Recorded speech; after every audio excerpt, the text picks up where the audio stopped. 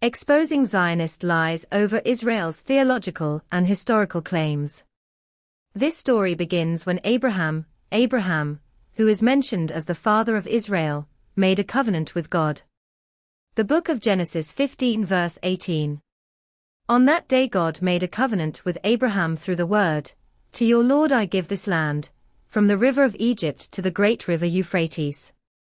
Joshua 21 verse 43 says, "And all the land the Lord gave to the children of Israel, all the land which he swore to give to their fathers. They occupied the land and settled there." Some of these scripture quotations are often a source of justification for the establishment of Israel as the only Jewish state in the world. On various occasions, Israeli politicians have corroborated this through their statements. For example, Golda Meir, fourth Prime Minister of Israel, stated, "This land is the fruit of God's promise. It is ludicrous to question its legitimacy." Another Israeli Prime Minister, Menachem Begin, also stated, "This country was promised to us, and we have a right to it." In addition to theological claims, Israel also often uses historical claims. That the Israelites were the original rulers of Palestinian land, who were then expelled and tried to return to their homeland. Moshe Leib Lilienblum wrote in 1882, "We have a historical right to Eretz Israel, which has neither lapsed nor been forfeited with the loss of our sovereignty, just as the right of Balkan nations to their lands has not lapsed with the loss of their sovereignty." In the 1948 Declaration of the Jewish State of Israel, by virtue of our natural and historical right, and on the strength of the resolution of the United Nations General Assembly, hereby declare the establishment of a Jewish state in Eretz Israel, to be known as the State of Israel. On the other hand, the Palestinians were considered a Canaanite nation to be destroyed, as stated in Deuteronomy 20 verse 17, "Utterly destroy the Hittites, the Amorites, the Canaanites, the Perizzites, the Hivites, and the Jebusites, as the Lord your God has commanded you." It is true, however, that historical records indicate that in 2500 BC the area of Jerusalem was occupied by the Canaanites, who came from the southeast to Bahrain. They built the region into a city and named it Jerusalem, after the Canaanite god. Based on the findings of archaeologists, they had built an 8-meter-high wall in the 17th century BC east of Jerusalem to protect their irrigation system.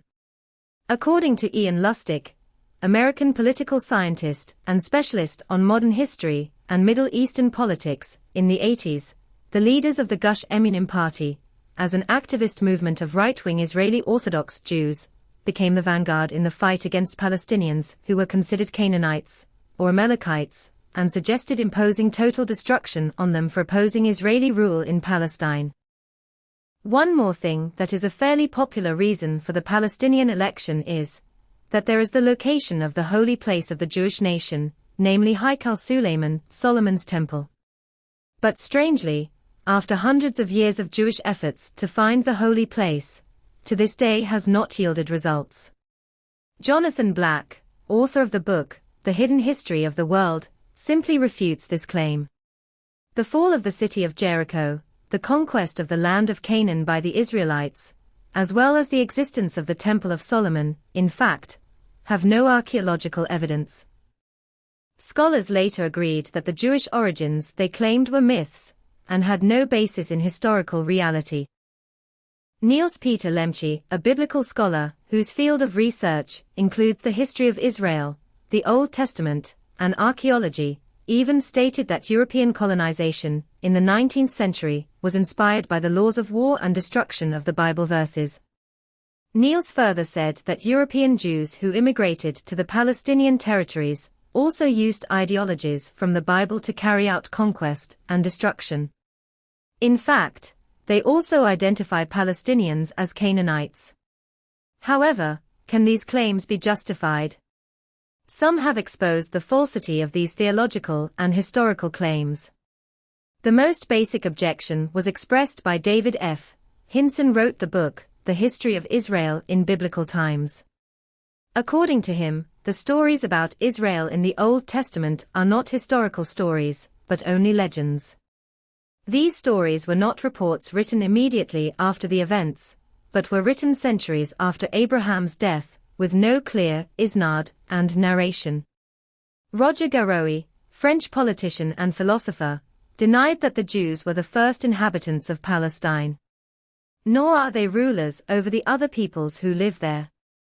The archaeological record shows that the Canaanites, 2500 BC, were the first inhabitants of Palestine, followed by the Philistines, 1200 BC. The result of the mixing of the Philistines with the Canaanites then gave birth to a new generation of Arab blood using Semitic dialects. In some periods of time, the Jews only managed to become rulers over a portion of Palestine, with the actual rulers of the Holy Land constantly changing. The period of Jewish rule does not add up to more than 600 years in the 5,000-year history of Palestine. The longer period of domination was actually recorded by Muslims who reached more than 1,100 years, namely during the Rashidun Abbasid Caliphate, 637-1096, the Mamluk period, 1187 to 1517, and the Ottoman Caliphate, 1516 to 1917. That is, the ancient Jews inhabited and controlled Palestine more briefly than other peoples, such as Canaanites, Egyptians, Romans, and Muslims. Dewey Beagle, an Old Testament professor from Wesley Theological Seminary, in Washington, D.C. It refutes these theological claims. As an expert on the gospel, according to him, the Jews did not have the right to God's promise, because they did not succeed in obeying God's commandments. Also opposing this claim were German rabbis, who rejected the World Zionist Congress in Munich in 1890, which had to be postponed and moved to Basel, Switzerland, in 1897. These rabbis held the view that establishing a Jewish state in Palestine was contrary to the promise of Messianic Judaism.